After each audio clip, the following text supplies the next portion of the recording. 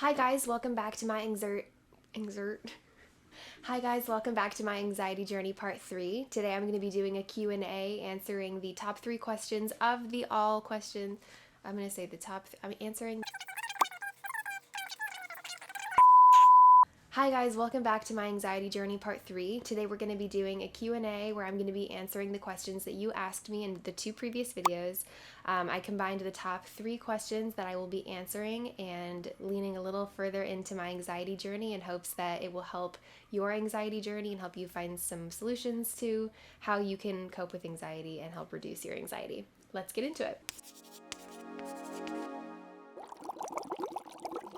So the first question that I'm going to be answering is quite a hefty question, but might as well dive right in, right? Okay, so the first question that was asked is, what are you afraid of? The biggest thing I'm afraid of is time, and that is because it's really difficult to be in your mid-20s and look around at what everybody else is doing and compare yourself and what you're doing to them. For example, I have friends that are getting married. I have friends that are having kids. I have friends that are moving to new cities to start a new path on, with whether it's their career or whether it's something that they're just genuinely passionate about and they're going to go pursue living in a different place to do that, or just in a new environment. Like, all of these things cause anxiety for me because I look around and I'm like, man, I wonder if I should be doing that, or I wonder, if I should be having kids by now. Like, it's just crazy to think all of these things through sometimes. For me, I'm a pop artist, and the biggest goal of mine is to be a very well-known pop recording artist. So with that comes, a lot of responsibility in having to maintain a career that can help me invest in my music and be able to do and have a full music career that I make money off of, and can live off of. But right now we're not quite there yet, so I am working another full-time job to support my music career, and that can be, a very big part of my time that makes me feel anxious because some of that time is spent in doing something that isn't always helping with my music career. But I know that at the end of the day, what I'm currently doing is in order to help me invest in to do what I'm most passionate about. So I would definitely say, as a solution to this, for me, I have found that if I write goals on paper, hang them on the fridge, and look at it every single day and continue looking at it every single day and continuing to remind yourself every day what your goal is, I know that you will reach that goal. I know that it will happen for me. And it's proven itself to work in the past. So I just continue to strive for, creating that timeline, creating those goals, and then also writing, what I have to do in order to maintain those goals, to maintain the lifestyle that at the end of the day that I want and that I want to live. So it's definitely challenging with social media to see every day what people are doing and compare yourselves to them. But I would suggest, just if you can, don't compare yourself to them, because most likely the people that you're looking at and you're like, oh man, like, they seem so successful, like, they're feeling the exact same way. Like, they're just looking at what's next and the people above them and how they're going to get to where they are. Like, we're all feeling that at some capacity. So just remind yourself that everybody's success comes with time, and your success might not come at the exact same time as somebody else's, but just know that it's coming. And continue to stay positive and write down those goals and figure out what you need to do to support yourself to get there. So to answer that question, what causes me the most anxiety is definitely time, but I'm working through how to balance what I can do in order to maintain my goals and also kind of rid of that fear of time, because time is a weird thought. Time is super weird. Okay, question number 2. Do you take medication for it? So, do I take medication for anxiety? I want to start this question off by saying that, everybody's different, and if you are thinking about trying a different anxiety medicine or getting on an anxiety medicine, that, definitely talk to your doctor, and do what's best for you. I am on anxiety medicine. I have learned over the last 4 years that it is something that I do want to be on right now. It's really helpful for me.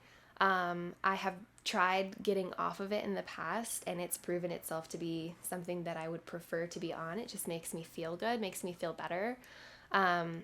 It's I feel like an unfortunate amount of shame can be put on anxiety medicine. And my mom has helped me walk through that, like, well, at least for me, like, I do put a lot of shame on myself for having to be on anxiety medicine. And my mom has really helped me, push through that mindset. And she's like, well, it's no different than having to, like, have an inhaler for asthma. Like, people have to take things in order for them to feel better. It's the same with anxiety and mental health. Like, you have to sometimes to take something in order to feel better, and that is totally okay and totally normal. And just, normalizing that is really important for me, and a big part of the reason why I wanted to talk about anxiety, because I just think that it's silly that I ever felt any shame about being on anxiety medicine, but I do know that's very common.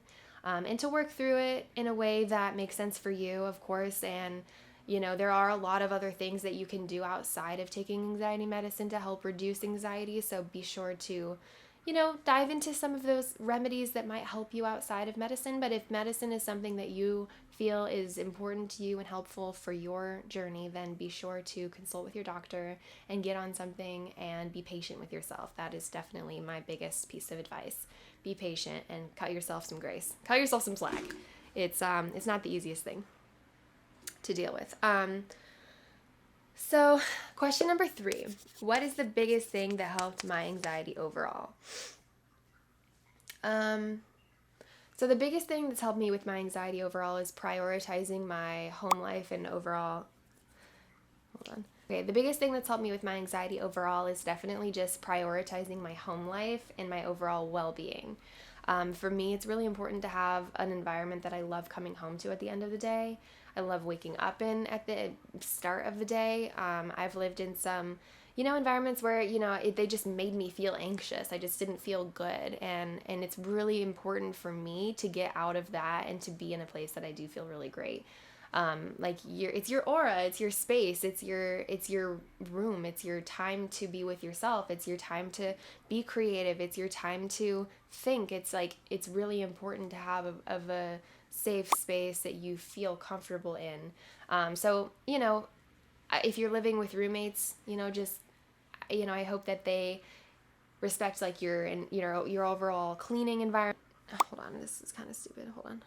So, if you're living with roommates, just make sure that they respect your cleaning style. I'm sure that they're going to be great and amazing and become your best friends, and that's lovely. But if you're not in a situation that might be the case, just maybe reconsider moving out or moving in with other people that make you feel good, because I know that for, some of my friends' experiences, it's just really important to have a good group of people that you're living with so that you feel really great every day that you wake up. You're around good people, you're inspired, you're having fun, like you're also, being respected by what you like your home to be like, and cleanliness and X, Y, and Z. Maybe you're living with your boyfriend and, he's super amazing and, he's super supportive and he loves you and he's pushing you in all the right ways, and that's an amazing situation. If you're, maybe not in that kind of situation and you're feeling like your home life is being altered by the person that you're living with, or maybe the partner that you have, like just all really important things to consider, right? Because I think having a very awesome, amazing home-based, peaceful space for you is going to be crucial for, your overall anxiety journey and just the foundation of everything. So, those are the 3 questions that I wanted to answer today. My kitten is now joining us.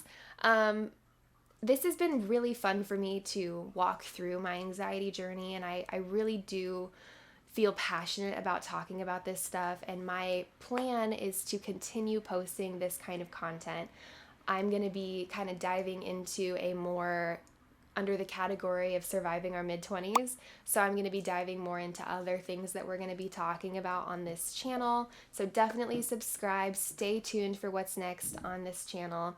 Definitely check out my latest song that dropped on Spotify and all other streaming platforms yesterday. It's called The Lucky Ones, and the visualizer actually dropped this morning on YouTube, so be sure to check it out, like it, comment, let me know what you think. Thank you for being a part of this community. I'm really excited to continue growing, and I'll see you soon. kitty.